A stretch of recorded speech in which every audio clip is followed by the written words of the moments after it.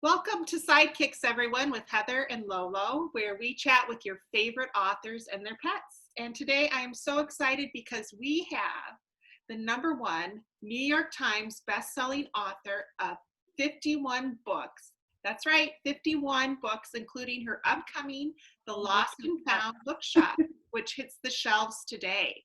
So, welcome to Susan Wiggs. Thanks so much for being here, Susan. Oh, thank you for having me. I think I mentioned earlier, you're like the first real person that I've spoken to all day. So this is kind of a treat. Yeah, same. So it's really good to be able to chat with you and catch up. We've met briefly in the past, but through some publishing things, but never have really had a chance to sit down and chat. So this is really nice. You're right. And I love your books so much. They are so involving, and they're so much darker than you are as a person. And it's just a pleasure to talk to you. Well, and yep, my fellow detainees are. Yes, let's meet them. I will. Let's see. Go here, and I hear Lenny. Okay, here we go. Come here, Lenny. Come here. There's Lenny. Aww. He is a rescued Chihuahua, and he's taking us out to say hi to Barkis. And he is a very, very elderly Doberman. Okay. And this is probably Barkis's last summer with us because he does have cancer, and you know what happens when dogs have cancer. But he has been with me through thick and thin, and so, yep. So there's Barkis. Lenny's kind of doing his own thing. So guard dogs like Dobies are very needy. Okay. And he kind of has the body type like Lola. Yeah. I've never had a Doberman. Are they very protective of you? He's very bonded to me. So wherever I am, there's Barkis. Aw, yeah, he's enjoying the sunshine because he's old. Yeah. So anyway, those are my crew. And they, as you know, as a writer, sorry. That's okay. Yeah. As you know, as a writer, you have to, surround yourselves with yourself with the things that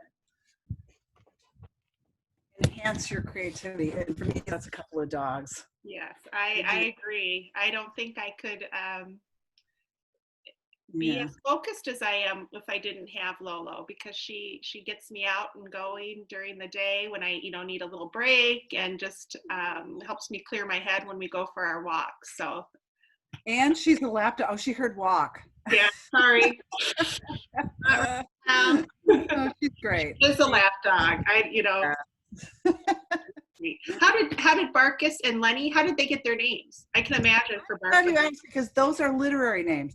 Oh. So when I was a teenager, which was a million years ago, when I was a teenager, I read David Copperfield. And there was a very memorable character. He was a cart driver. His name's Barkis. And he was so bashful. He was in love with Peggotty, the pie maker. And he wanted to propose, but he was too bashful. So he told David Copperfield, he said, go tell Peggotty that Barkis is willing. And that was like his one line in the whole novel. And I thought, Barkis is a great name for a certain dog. And if I ever have the right dog, I will name him Barkis. And along came this Doberman, and it just seemed to fit. And then Lenny came along later.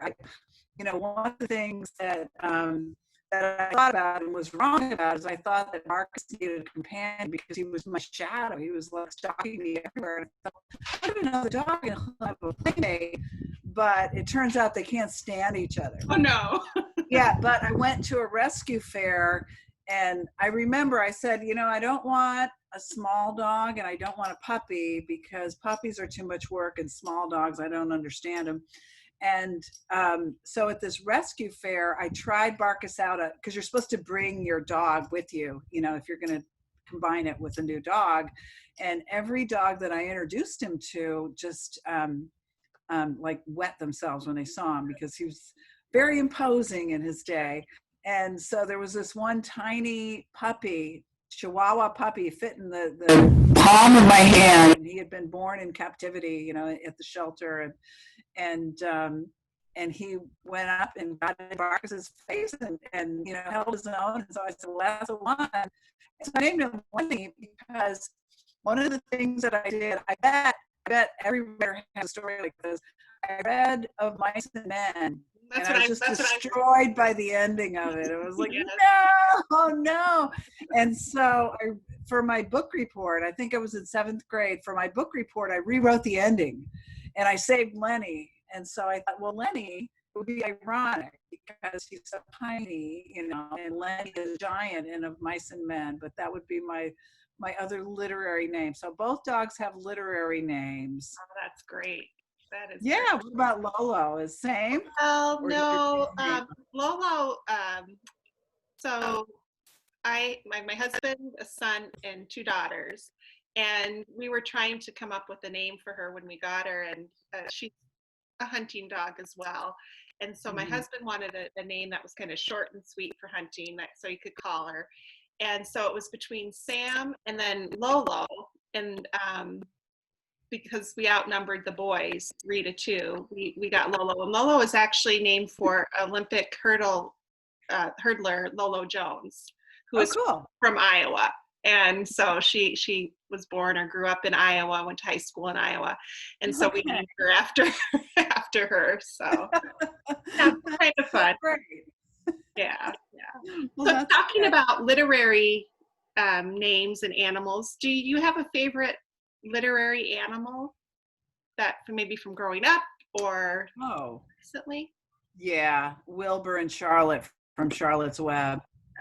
Hands down. I didn't even have to think about it. Yeah.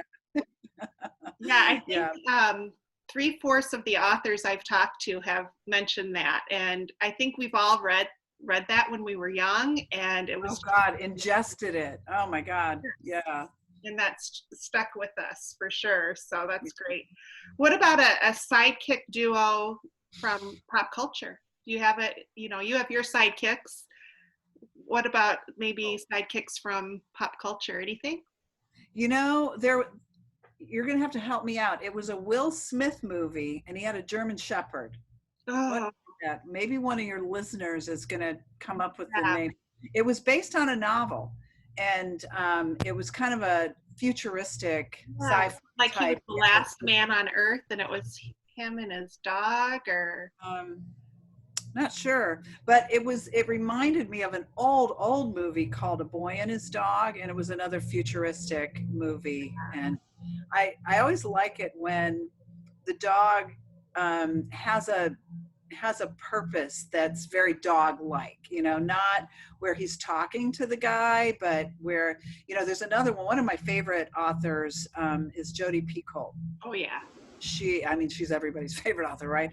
One of her books, and I'm so bad with titles, it wasn't the main character, but there was a lawyer, and you know what? It was Her Sister's Keeper, wasn't it? Yes. Where he went around with a dog. I don't even remember the kind of dog, but he would never tell anybody why he had this dog. And then there's a big aha moment later in the book, and I won't spoil it, where you learn exactly why the dog is always there. And I liked that. Yes, that was brilliant. Yeah, she's great. So yeah. Speaking of books and literature and what book do you have on your bedside table right now? Are you reading anything special? Yes, I am. I'm reading I'm reading like a stack of books right now. I always have a stack, and I sort of swap them out. Right now I'm reading Black Girls Must Die Exhausted, now I love that title, but now I can't think of the name of the author. I'm reading Untamed by Glenna. I'm so bad. That's okay. I'm so bad.